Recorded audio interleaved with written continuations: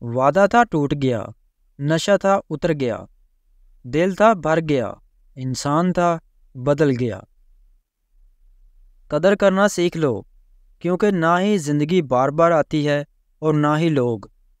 جب آپ سے کوئی مدد مانگے تو یہ سوچ لیں کہ اس نے آپ سے پہلے اپنے رب سے مدد مانگی تھی اور رب نے اسے آپ کا پتہ دیا۔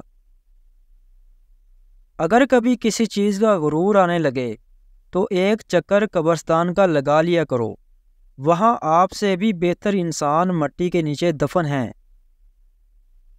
انسان کا سب سے بہترین دوست اللہ ہی ہے۔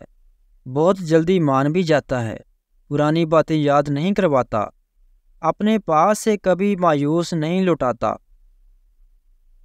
حضرت علی رضی تعالیٰ عنہ نے فرمایا، لوگوں کے عیبوں سے اس طرح غافل ہو جاؤ جیسے سوتے وقت تم دنیا سے غافل ہو جاتے ہو۔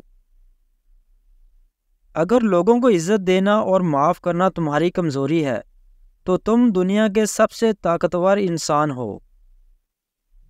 اچھے لوگوں کی قدر اکثر برے لوگوں کے ملنے کے بعد ہوتی ہے۔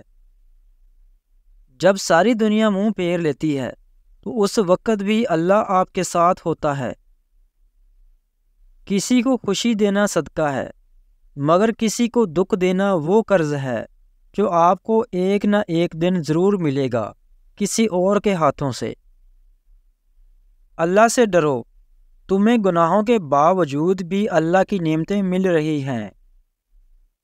جو کرتا ہے اللہ کرتا ہے، اللہ جو کرتا ہے صحیح کرتا ہے۔